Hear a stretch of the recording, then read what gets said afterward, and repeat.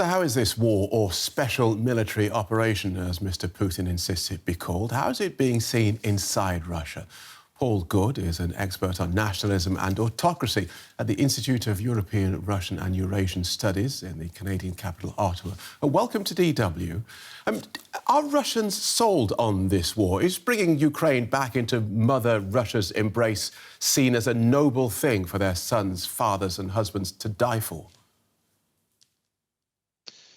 It's really difficult to say, in part because, of course, polling since the start of the war in Russia is fundamentally unreliable, and made even more so with the government's moves to crack down on dissent. Now, what we do know is that pre-war polling in February showed that about 45% of Russians considered war to be likely or unavoidable, and about 49% considered to be unlikely or impossible.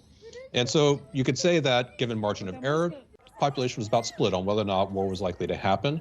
At the same time, about 60% were willing to believe that the U.S. or NATO would be responsible for escalating tensions.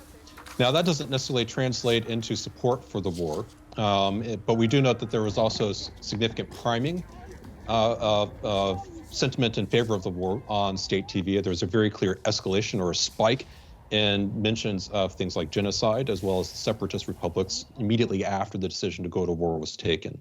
And these have now been filtered broadly throughout the information environment in Russia. Right. And so with most independent media closed down, what are people inside Russia actually getting to see about this war? Yeah, it's a dwindling picture now, especially with the State Duma considering a bill tomorrow to impose really harsh penalties of up to 5 million rubles and 15 years in jail for posting on social media information that's considered to be hostile to the Russian state and society. And that's going to affect not just international social media outlets like Instagram, Facebook, Twitter, and YouTube. And YouTube is especially important for dissent in Russia. But presumably it will also hit hardest against those social media that have the most resonance in Russia, where people share anti-war messages, particularly on sites like Kontakte, as well as perhaps Telegram. So the available access to alternative information to what the state media is presenting is narrowing rather significantly now. Okay, so do you think Russians actually know they're being lied to when women and children are being dragged away for staging peaceful anti-war protests?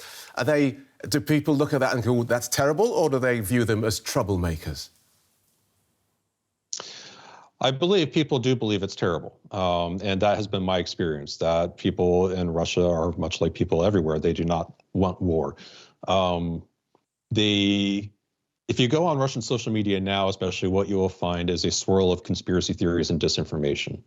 And the response that we have seen in Russia is not unlike responses that we have seen elsewhere during times of crisis, which is that there is a tendency for people to go to what is psychologically safe, to discount information that contradicts their prior beliefs and assumptions. That does not necessarily translate into support for the government, but it does tend to lead towards disengagement and demobilization. Right. And that's perhaps the biggest threat as far as sort of getting that message out and spreading throughout Russia. An interesting change in Russia's information exchange in this war is the fact that the Kremlin has acknowledged for the first time that it has sustained about 500 casualties in this war. Does this admission tell us anything? I think it probably does. I mean, it tells us, first of all, that it is very aware how sensitive the numbers are, because clearly this is significantly different from the kinds of numbers that we are getting from alternative sources in Ukraine as far as the scale of casualties go. And so the regime is very clearly aware that this is dangerous to play with. But the admission also makes it clear that the regime understands that this is not going to be a quick war, and it has started to drip feed some information to prepare the Russian public for the likelihood that this may be a long-term engagement. Okay, thank you so much for that, Paul Goode from Carleton University in Canada. Thank you.